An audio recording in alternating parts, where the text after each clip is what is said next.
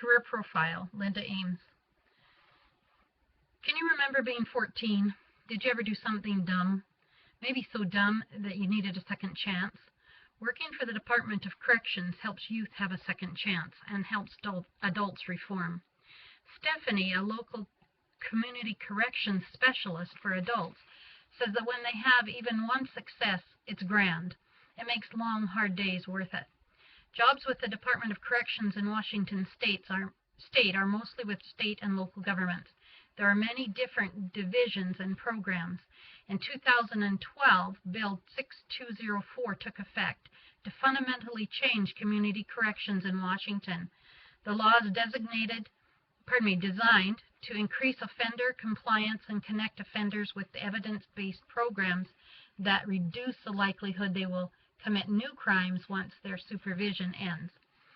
Working environments vary greatly on specific jobs within the system. Stephanie says that proficiency is often not met until approximately 5 years of experience are complete.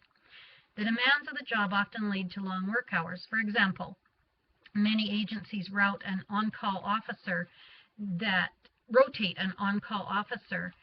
position that responds to issues 24 hours a day. When on call, they may travel extensively to perform home and employment checks and property searches, usually in pairs. They must meet many court-imposed deadlines, and there is a lot of paperwork. That's the one thing everyone I talked to complained about. Most commonly, the work is done in Excel, and all these factors can really cause a lot of heavy workload. Shelley, a local juvenile supervisory worker, confirms that workers' interactions with youth offenders are comparable to working with youth in most settings. If you enjoy working with youth, you may love this job.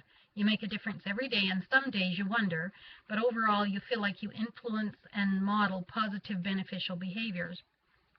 Shelley says, my experience as a community diversion volunteer and as a tutor at the local alternative school or representative of this kind of work. Most youth do well in structured environments, and staff assaults are really quite unusual. The work is fulfilling, and you get to go home at the end of every day. 3 common juvenile positions are interactive and with interchangeable duties.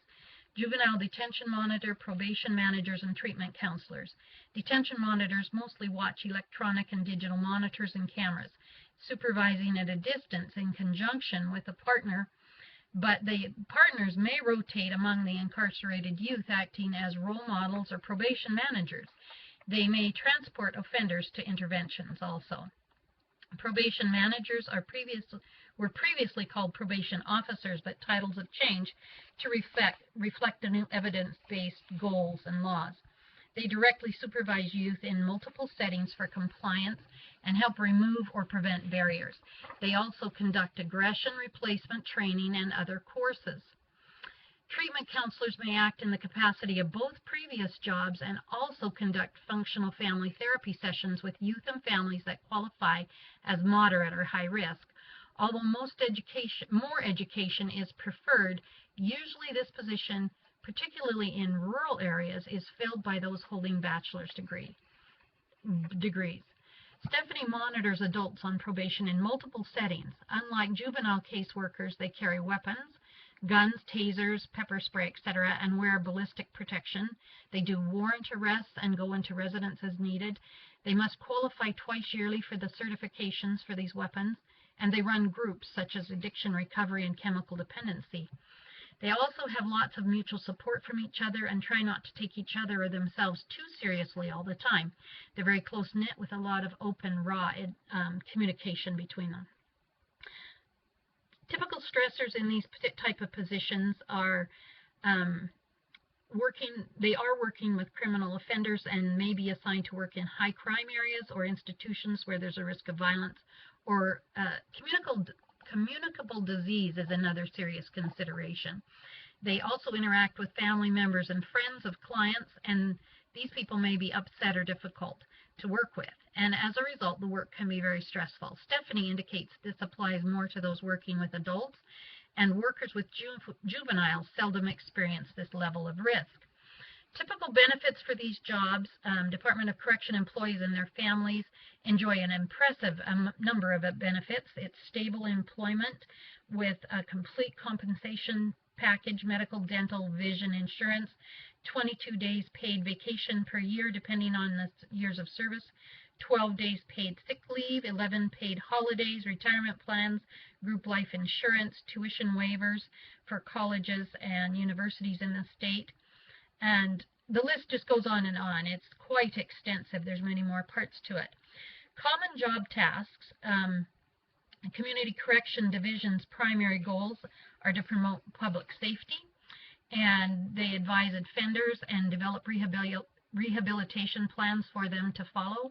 They may evaluate inmates using questionnaires and psychological tests. They also work with staff of other agencies to develop parole and release plans. For example, they may work with staff and other agencies to develop parole and release plans, such as education and training programs to improve offenders' job skills. A bachelor's degree is preferred, but a few positions, such as the detention monitors, may begin without a full degree. Experience and education in other relevant fields may be considered. Minimum high school diploma is required, and positions in rural counties sometimes require less education because workers with higher education are not available. The salary range most begin around $30,000. The average wage is around $45 to $50, and experienced professionals may be earning $70 to $80. Miscellaneous career information. The jobs are in decline as technology replaces previous needs, but job training is provided. Ongoing training and other developmental opportunities help to prepare employees to perform the duties defined by their positions. They must qualify twice a year for some of their certifications. And all new employees with the Department of Corrections receive new employee orientation. This provides an overview of the department, its operations, policies, and expectations, and they also must attend the Correctional Worker Core Academy. It provides a core skill platform for all employees that are expected to work in the correctional facilities. It provides participants with the basic knowledge and skill needed for safe and effective service, and it's a foundation curricula.